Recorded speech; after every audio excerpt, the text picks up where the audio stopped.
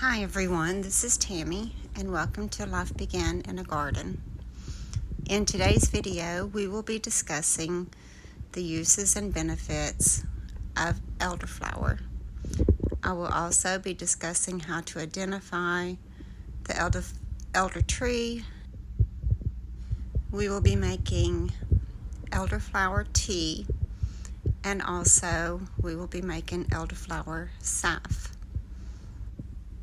You can find elderflower growing wild, or the elder tree. I really call it an elder bush because it's more like a bush than it is a tree.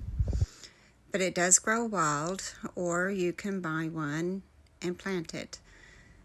And I've always heard that you need two different varieties, and actually a male and a female with the elder tree. So when you buy one, you really should just go ahead and buy two. This is how you identify the plant. These are the leaves. You can see that the vein goes all the way up the top, and then little veins branch off the sides of it. There are normally an odd number of leaves, 5 to 9, depending on the size of the branch, which is actually called one leaf, and those little leaves grow off the sides of it. And this is the elderflower itself in bloom, and it's while it's in full bloom like this that you need to get it. This one is another one. Both of these are at my house, but this one is another one, and I'm showing you the branches there, or the trunks of the bush, for identification purposes. And I have another little clip that shows a better view of those branches, and that's one of the main ways to identify it. If you find one in the wild, it's most likely in an area that stays damp, like along a creek bank or something. It requires a lot of water. So one that I had planted doesn't get as much water, which is this one that we're seeing now. So I end up having to water it most summers to get enough so that the elderberries, when they ripen, are nice and big.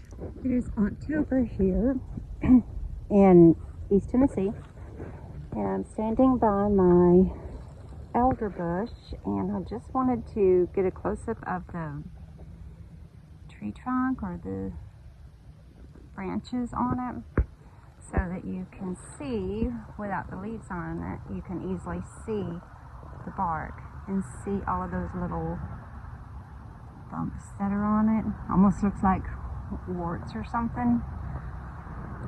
So for identification purposes, this is a very good way to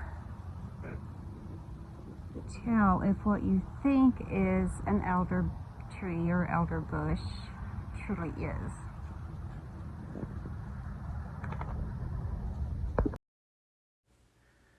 So hopefully you can find one and begin collecting elderflower and elderberry, which both come from the same tree. Okay, so we're going to start with making the tea. And the elderflowers are known for their high antioxidant content and their vitamin C, which helps to fight flu and respiratory illness. The first thing we're going to do is make the tea itself, and so I have the elderflower in the tea bag there. This little set of dishes were my mom's, and she was trying to collect the whole set. So she just had these pieces here, and I took them, and I kind of am taking over trying to collect the set. So this is what it is, and I'm hoping that eventually I can find the whole set. So in that tea bag is one rounded over teaspoon of elderflower, and I have my water heating up there. And once it is to the boil point, then I will pour it in the cup. And I think it's showing there that it's getting ready to boil. You can see the steam coming from it, from the teapot. So I'm turning the stove off and going ahead and pouring it in. I intentionally pour it in really slow over the tea bag so that it will infuse with the elderflower easier and pull more from it. So when you're brewing your tea or steeping it, you should not over steep it. If you steep it for more than 10 minutes, it can make it bitter. So I will be setting my little timer so that it steeps for 9 minutes. And here I'm just kind of moving it around some to incorporate the water with it. It is also very important when you're steeping tea to make sure that you cover it. And so that's what that little saucer was originally made for, was to sit over the top of the teacup so that you can steep your tea. So it will sit like that for the 9 minutes. When you're collecting your elderflower, make sure that you shake it slightly so that you can remove any bugs, or lay them out for a while to give the bugs time to leave on their own. Do not rinse the flowers, because if you do, that removes the pollen from them, which is what you're needing in the tea. They dry very quickly, so I always just hang them and let them dry for a few days and then take the flowers from them. Elderflower is used for swollen sinuses. It can be used for colds or flu, bronchitis, diabetes, and even constipation. It's used as a diuretic and to stop bleeding. Okay, the timer's fixing to go off there, so I'll be pouring the tea. While I'm doing that, I'm going to be talking to you about some cautions or precautions to use with elderflower. You should stop using elderflower at least 2 weeks before and after surgery, as it may lower your blood sugar levels. If taken with diabetes medicine, it might make your blood sugar levels go too low. If you have any concerns about taking or using elderflower, or if you are on medication that it might interact with, consult your doctor. As always, do your own research before using any medical plant. And it is not necessary to sweeten it with honey. It does have a bit of sweetness to it, but I love the taste of honey, and that's just an added benefit to the tea if you add some honey in. So I add in 1 teaspoon. Stir it good to get the honey off the spoon, and that's what I'm doing there. And if you notice the color, it's pulled the color from the elderflower, and there's your tea. I hope you try it and I hope you enjoy it.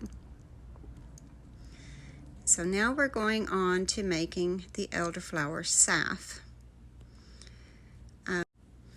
Elderflower is used in many skincare products, including for dry skin, sun damage, an eye salve, or for puffy eyes, dark circles under the eyes, and it's used as a hand cream. The anti-aging properties and anti-wrinkle properties make the salve beneficial for older and mature skin. You need to test it on a small area before use.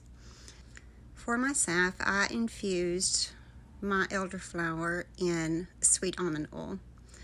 I used about 1/2 of a container of elderflower, and then filled up the rest of the jar with the sweet almond oil.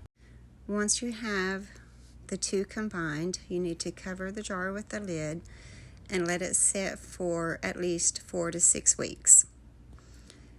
Once it is ready, the only other thing that you will be adding to it is the shea butter. I'm showing there a picture of the shea butter, and if you freeze that and look at it for a minute, you will see the benefits of the shea butter itself. In this recipe, we will be using 1/2 cup of infused oil, 1 tablespoon of beeswax, which is an additional ingredient, and 1/2 teaspoon of shea butter. I have a candle warmer sitting there beside this, and I've been using that to keep the infused oil warm. And now I'm pouring it into the measuring cup to show you that it's 1/2 of a cup. It doesn't show it very well there, so I did put the words up there to show you that that part is 1/2 a cup, and that is the almond oil that has been infused with the elderflower. And now it's time to add the beeswax in, and this is the petals, and so 1 tablespoon of petals rounded over equals 10 grams by weight. So you just spin that out, round it over as much as you can, and add that into the infused oil. Once I have all my ingredients mixed together, I'm going to be heating it up in that candle warmer. But you can use a double boiler and just put the infused oil in a pan with the shea butter and the beeswax in it, and heat on low until the wax and the shea butter are all melted and infused into the oil. The shea butter comes in, it's wrapped up in this like freezer paper almost, and that may be what it is. And it's a solid, so you have to use your spoon to spoon it out. And you don't have to be exact on the measurements. I'm trying to get about 1/2 of a tablespoon of the shea butter. But the measurement that I'm using there is a tablespoon measurement, so I didn't fill it up on purpose, just to try to get approximately 1/2 of it. The shea butter is really good for your hands, so just on its own, it's good for your hands. So if you have any on your hands, just rub it in, and you just have that extra benefit of it. The shea butter stores away easily back inside that bag. Just seal it up good and put it away, and it has a very long shelf life. It's one of my favorites to use because it's so beneficial to your skin. So then pour everything into your jar, and once you've got it poured in there, put the lid on it. And in my case, I'm putting it in my candle warmer, but at this stage, if you are using a double boiler, then you would set it down into the double boiler and just boil it on low. I mean, like, you're really not even boiling it, you're just heating it up, only using the amount of heat that you need to heat it up enough to melt the shea butter and melt the beeswax.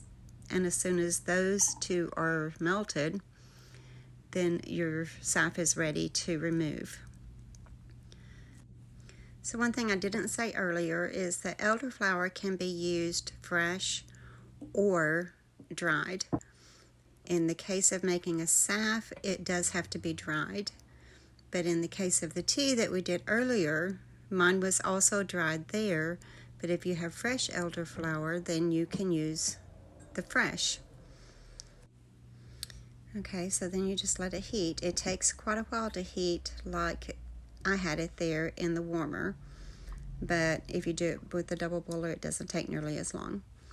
So here you can see that it is all dissolved. You're not seeing the shea butter or the beeswax because they have infused into the oil. So use your container, whatever container you want to use. I prefer glass, but sometimes I use plastic on some salves. On this one, I'm just using one of those little half jelly jars. And so you pour your salve in there. Always have an additional one sitting there just in case that you need it. I did not need it with this, but it's good to have one ready just in case. And on this one, my labeling was very simple. I just used a label from my little Dymo machine. But before you put the lid on it and before you put the label on it, you need to let it completely cool all the way down so that it becomes a solid. And once it does become solid, it will look something like this.